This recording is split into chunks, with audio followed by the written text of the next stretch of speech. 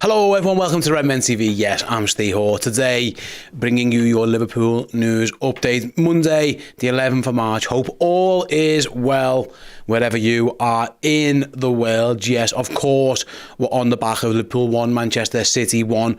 We've already got loads of content on the channel reviewing that, and there'll be more to come later today as well with Paul and the guys on the Redmen Originals podcast. Today's show, going to look at elsewhere off the field, away from the field, sort of anyway, as I bring you the latest Liverpool news. And obviously, given that we're doing this on Monday, some of this news came over the last couple of days, but it'll be interesting to have a little discussion about a lot of it. We're going to be speaking about Michael Edwards, Mo Salah, IBOU KONATE as well. Do get your thoughts in as we are watching along live. I can bring your comments up. Real in-depth, fascinating, to-the-point comments, such as Nigel Smith, who says, why does Michael Edwards always look like he's chewing a carrot? I haven't noticed that. Maybe he likes carrots. Maybe he's got great eyesight. I don't know. I've never once considered that he was even a thing with Nigel, but thank you for your comments. Anyway, it was very... I'd say it brought a high level of decorum to the show. Yes, let's start off with the Michael Edwards news then. Fabrizio Romano reported this. I'm just going to get it. It was like at 3 a.m. yesterday, which is mad for him. Obviously, the guy maybe doesn't sleep. Liverpool are close to getting the final green light for Michael Edwards' return at the club. It's imminent. Fine details to be signed off before it's sealed and announced. Almost there. Liverpool's final attempt looks like it's been the right one to get it done. I don't think Michael looks like he's eating the carrots in that picture, by the way. So yes, yeah. He looks all right. He looks like it's an old picture. It was 2018 as he's suavely walking through the to Liverpool's awards, but no carrots in sight. So yeah, after a lot of toing and froing, who's going to be Liverpool's sporting director, what's the structure going to be, all this kind of stuff. It appears that Liverpool are close to getting Michael Edwards back in some regard. There's obviously a lot of discrepancies in reporting and exactly what his role is going to be. Is he going to be working directly for Liverpool? Is he going to be working for FSG?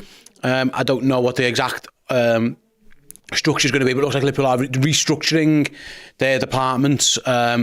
Maybe Michael Edwards takes over Mike Gordon's role and then somebody else becomes sporting director. There's been, of course, a lot about Richard Hughes, who recently left AFC Bournemouth. Maybe he's being lined up. Him and Michael Edwards, of course, have a relationship from the past. They've worked together in the past, so it could be that. But, Michael Edwards, for somebody who doesn't play footy or doesn't exactly manage the team, he gets a lot of plaudits. A lot of people laud Michael Edwards, and rightly so. Liverpool's transfer business throughout the last couple of years has been absolutely exceptional, a lot of which, of course, he was at the forefront of. And like Dave says, Edwards at the helm is probably the best possible way to secure our future post-KLOPP. I'm all for it. Yeah, I agree. It's a bit of continuity, perhaps, not too much change. Obviously, Edwards has gone and come back, but you get my point. Someone who knows the club, knows the players, knows a lot about them, all that kind of stuff. Sham, thanks very much for your comment as well. Do you think with the arrival of Edwards and Hughes, KLOPP's dynasty remains with him being absent? Listen, no, to an extent, because it's different. It's going to be a different manager, and the manager for me is still the most important person at the football club. So it's going to be different. But what it will allow us to do is that there is a track record of Liverpool under Michael Edwards getting their signings right, getting pretty much everything right, contracts, recruitment, the whole thing, Liverpool. So what it does do, it adds another level of security, rather. Whether it's Xabi Alonso or whoever it is who comes in as the new manager, it's going to be a massive change, of course it is. You make no bones about that. It's going to be an absolute monumental change. But if above him is secure and sound and there's no turbulence there, because I think that's when football clubs can get into trouble. When there's above the manager, when there's issues. Arsenal went through it for a long time. They've now got it sorted, and now look how Arsenal are flourishing. Above the manager for a while, they had ownership battles, they had different sporting, like who's in charge. Now they've got the owner sorted, Ed who's in charge, Arteta, and things are going better for Arsenal. Excuse me. Man United are a mess above the manager. They're still a mess. They're trying to go through their ownership thing. Chelsea's a mess above their manager, and you can see how it impacts teams. So if things are secure above, that really does help. Liverpool actually haven't been very secure over the last couple of years. Basically, since Michael Edwards left, it was handed over to Julian Ward, which seemed like a continuation, seeming almost seamless. But then obviously Julian Ward leaves. Then they haven't got a sporting director. Jörg Schmager comes in on the interim just to get some stuff done. It's been a little bit higgledy-piggledy, for lack of a better phrase, above the manager's chair. So whoever comes in to manage Liverpool, if Edwards is confirmed, and we think he might be, of course, looking at the latest report, and then, of course, it's Hughes or a sporting director, at least there's a bit of solidity above the manager so that he walks in and all he has to do really is be the manager of the football team. I think Jürgen's been doing a lot of managing up. Recently, he's taken on more responsibility and more control, perhaps more power. No real surprise then that he's been burnt out a little bit. Oh, that's my phone ringing. I probably should have put my phone on silent. But then, if there's no fluxes in, I don't know, the structure or personnel above, it'll make it easy for the manager to come in because, again, you don't want Xabi Alonso or whoever it is having too much on their plate. They've got to be able to get it right. First time, it's going to be a difficult job taking over from Jürgen Klopp. So hopefully, again, Edwards looks like the perfect appointment. If it is, then Richard Hughes. I don't know too much about him, but again, they have a good relationship together.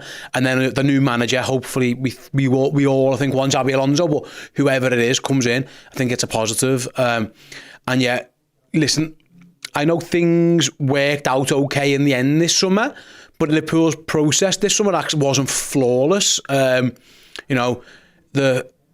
The whole situation with Casado and Lavia, Liverpool didn't deal with that particularly well. I actually think the end results are sound because they end up with Endo, who's magnificent, but the actual process of the target, get the job done, deal done, it wasn't great. You look at losing Jordan Henderson and Fabinho was a little bit... Again, it's worked out for Liverpool, don't get me wrong, but the actual process of getting there probably wasn't right. Liverpool, if they were going to be going, they probably should have gone at the end of the season rather than so late. Now, I understand the influx of Saudi money changed that, but I just don't think Liverpool quite got the process right in the summer. The end results have worked, which is fantastic, but someone like an Edwards will get all that into place, and I think that it should be a positive. And yeah, everyone lauds Michael Edwards. And fingers crossed, if he does come back, whatever role he's in, he continues to have the success and Liverpool, more importantly, continue having the success that that they had in the previous Edwards era. Lonan C says, I loved Edwards the first time around. I hope he can do it again. Yeah, absolutely. Fingers crossed he can do just that. Thanks to Machiavelli, the Don. Nice name. Still breathing as well. Okay, I'm glad to hear that you're still alive. Thanks for all the Liverpool content, Redmen TV. You guys are all legends. Thank you very much. Always nice to get some kind words. I usually get abused on the internet, so for someone to say something nice about us, it's great to see. John Summers with a very important question, actually, going back away from my stroking my ego. Hi, Steve. Do you think Edwards will have a big say in the manager search? I guess if he's appointed soon, he will have to have some say, absolutely. I think Liverpool, we know the search is ongoing, and I don't think it takes a rocket scientist to figure out the names who are on the list. I think it's pretty much well known by now. Obviously, Alonso, Amarin, De Zerbi's meant to be on there as well. But I think if Edwards comes in sooner rather than later, depending on how the process goes and handovers and stuff like that, then he should have a say. If he's running the whole footballing department, which it looks like he might be able to do, then yes, he clearly should have a say on that because he's going to be the person directly responsible for whoever it is who comes in. So I do believe... I don't think he'll have... I don't have big says enough on the search because I think the search is pretty... The search might already be done, to be honest with you, but in terms of like dotting I's, crossing T's selection, I do think if he's in charge sooner rather than later, then yes, he probably should and will get himself a say. Going back to stroking my ego, thanks, Sam. Steve, you're a legend. Yeah, I will always bring up nice comments about me because I have got a massive, massive ego. Let's move on to our next news story. Obviously, we all saw that IBOU KONATE missed the game against Manchester City at the weekend. Thankfully, Gerald Quansah stood up to the plate and was actually magnificent. But speaking after that game, Jurgen Klopp revealed that IBOU KONATE has a chance to return against Man United. He actually called it a good chance. He said IBOU has a good chance for United. IBOU has a chance for United, a good chance. Obviously, Liverpool play on Thursday in the Europa League against Sparta Prague. Then they go to Old Trafford on March 17th to face Manchester United in the quarter-final of the FA Cup. Liverpool have got a lot of games coming up, of course, but if Konate is going to be ready and fit and firing for when Liverpool play United, that could be good. We'll see what type of team that Jurgen goes with on Thursday. Obviously, the scoreline in Prague, that 4-goal cushion that Liverpool have got, really makes Thursday a little bit easier. But I'm guessing you'll want to play a pretty strong team against United before the international break. So good news, Konate's injury, whatever it was, he picked up obviously in Prague. They caught it early enough that hasn't become a massive issue. So all being well, Liverpool should have IBOU KONATE back for Sunday. Probably, my guess would be if he's fit and available, maybe around, maybe he plays next to Virgil van Dijk. Maybe that allows Jurgen to select Jarell Quansah on Thursday. Who goes next to him is up for debate. Maybe they play a young lad. I know Nallo's been involved recently. Maybe Van Dijk and Quansah do 50-50 in terms of half each. You know, Joe Gomez, of course, could be an option there, but Liverpool will want to look after some minutes on Thursday night. But knowing if they're going to have IBOU back to start on Sunday, that makes that decision a little bit easier. In that you can kind of say, well, Konate and Van Dijk are playing Sunday, therefore Quansah might be able to play Thursday, things like that. So good news, and like I say, when players go down with muscle injuries, you fear for the worst, don't you? The fact that it looks like Konate, an injury that's 10 days at max. Great news. Liverpool could do with IBOU back, get him fit. I know the FA Cup isn't the big priority for Liverpool at the moment, but they're going to Old Trafford, they'll want to win. They've got an international break on the horizon after that, so they don't want to go into the break having lost the game. Obviously, going to Old Trafford won't be easy, but if they can have Konate and Van Dijk at the back, you know, they've got a very good chance of going to Old Trafford and turning Man United over. So, yeah, really, really promising news, and thankfully, IBOU has suffered. IBOU's not suffered a major injury because it wasn't great when he went down against Prague. He pulled up, goes down, it didn't look great. So thankfully it looks more precautionary, and we should have the big fella at the back when we go to Old Trafford in that FA Cup game in 6 days' time or something like that next Sunday, of course. Moving on to another story then, Mohamed Salah. We spoke briefly about Mohamed Salah on various shows. It looks like common sense has now prevailed as Mohamed Salah has been left out of the Egypt squad for the upcoming friendly tournament. Salah has made just 2 sub-appearances since he played for the Reds. Made 2 sub-appearances for the Reds since the 1st of January as he suffered a hamstring injury at the AFCON. You can make that 3 sub-appearances now. He came on in the game yesterday, of course. Liverpool had asked the 31-year-old to miss the friendly tournament in the UAE. Egypt initially selected Salah, but after conversations, he's now been left out. Obviously, Jurgen Klopp was asked about it a few weeks ago, and he said 2 games with Egypt, it's not up to me. It has been discussed with other departments. However, Egypt have now agreed not to call up Mo Salah. They're playing 2 games in Abu Dhabi, 22nd and 26th of March. They'll play New Zealand, and they'll play the winner of a game between Croatia and Tunisia. All makes perfect sense. You don't need to take Mo Salah. He's nursing a hamstring injury. Let him. He probably won't feature on Thursday, although he might need the minutes. He looked a little bit rusty at times yesterday. He still played a dream pass to Luis Diaz where he should have scored, but maybe you see a little bit of Salah on Thursday. Maybe he gets a bit of minutes in his legs on Sunday and then gets to recover again. I think the issue, he injured his hamstring, of course, in AFCON, comes back and then did something else against Brentford. He ends up missing a lot of games, misses a cup final, misses some big games. He wasn't fully fit to start against Manchester City. So it looks like common sense is starting to prevail here. And yeah, Egypt have done the right thing. Salah, at the age of 31, is he now? He doesn't need to be playing these. I understand Egypt have got a new manager, and he probably wanted Salah involved to be around the squad. Listen, there's a chance he could, if he wants to. If he's off for a couple of weeks, maybe he flies over to Dubai for a holiday anyway. Maybe he can still be in and around the camp. But the fact he's not playing in the games, I think common sense has prevailed. Of course, they want the main man, and given the fact that it's in the UAE, they probably want to sell some tickets, and Mo Salah will always help sell tickets. But yeah, common sense has now prevailed, and Liverpool continue, it looks like, to have a pretty decent relationship with Egypt. It's been needle at times. More so actually from the Egyptian press, it seems, who had a little go at Salah. But look how it went in AFCON when they let him come back to rehab. Look at this one. It looks like the relationship between Salah, Egypt and Liverpool, which can be strained, the whole club v country thing, we know that. It appears as that that relationship's good, and this makes perfect sense. It's a wise decision. Egypt don't need Mo Salah getting injured ahead of some bigger games down the line anyway. Liverpool don't need it, and I don't think Salah needs the game time. He's played a lot of games, so yeah, the rest will hopefully do him good. Looking ahead to Thursday, then Nathan says Salah needs an hour on Thursday to be ready to start against United. He did look rusty. You are right, maybe you do 45 minutes each with him and somebody else, because you are right, he does look.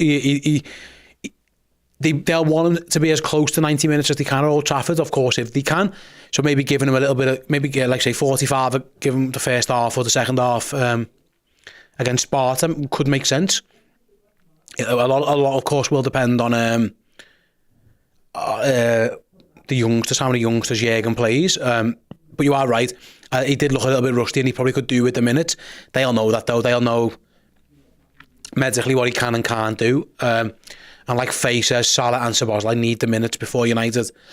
Excuse me. It's a tough one, isn't it? Because do they need the minutes or do they need the rest? I don't know, is the honest answer. How arsed are Liverpool about getting them for 90 minutes at Old Trafford is another question. But I do. That's the thing. Egypt have let him miss the tournament. It probably suggests he's not 100%. So maybe he does just need a little bit of easing back into it. But listen, Mo Salah scored more goals against Man United than anyone else in his Liverpool career. He loves scoring goals against Man United. So I'm sure, all being well, we'll see him at some point on Sunday. But yeah, it's good that Egypt have let him take this. They've come to the right decision. It is ultimately for everybody, for the player, for Liverpool, probably for Egypt as well. Might not do them any harm to have a little look at some other players without Mo Salah. Given the fact that his injury originally was a hamstring, and then they called it fatigue, muscle fatigue, and maybe a lack of strength around the muscle. Don't want to take any risks with him. So it does feel like everything's gone well there, and yeah, everyone's come to the right decision, all being told. Ellie says, we need the rest of the squad for United, but the squad in rhythm, so yeah, give minutes to Szoboszlai and Salah. It will be interesting what the Jürgen does on Thursday. I'm sure we'll do preview shows in the build-up to it. But yeah, the 4-goal cushion will allow him to rest who he wants to rest, give minutes to the players he thinks he needs to give minutes to, look after a few players. You might be able to go halfy with a few, all that kind of stuff. So you are right. I wouldn't be shocked if Salah and Szoboszlai do play part. Maybe they come on for half an hour near the end, that kind of stuff, if they look to get themselves back fully fit. You'd imagine someone, for example, like a Harvey Elliott might be able to do a rest. He's run himself into the ground recently. Luis Diaz has played a lot of minutes. Maybe he does as well. Gomez and Bradley have played a lot recently. So we'll see how it goes. But they're not going to play a full team of kids. But I imagine you might see Bobby Clark, James McConnell, maybe Lewis Kumas, maybe a similar team that started against Southampton in the Cup. A couple of senior pros and a couple of youngsters as well. That kind of team maybe makes more sense. Kostas Tsimikas probably needs a game. Gakpo looks like he could do with some form. So, excuse me, we'll see how that goes. But yeah, you are right. I do think Salah needs some minutes, but thankfully he's not going to be getting more minutes during the break because Egypt have come to what looks like a very, very sensible decision. Right, guys, I'm going to start wrapping up there. That is today's news, all done and dusted. Faye's asked his Dan's back to very, very quickly. I don't know. He's still in the concussion protocol, last we heard. I'm sure there'll be more updates on that to come. He's still got till Thursday to clear himself out of that, so hopefully, yeah, he can get back either as a start or bench option as well. Anyway, yeah, good question to finish off there. Anyway, I'm going to start wrapping up there. In just over an hour's time, you will have Paul, Chris, Chloe and Dan with the Originals podcast on this very YouTube channel. So make sure you stick around for that one. Thanks very much for watching, and I'll see you all soon.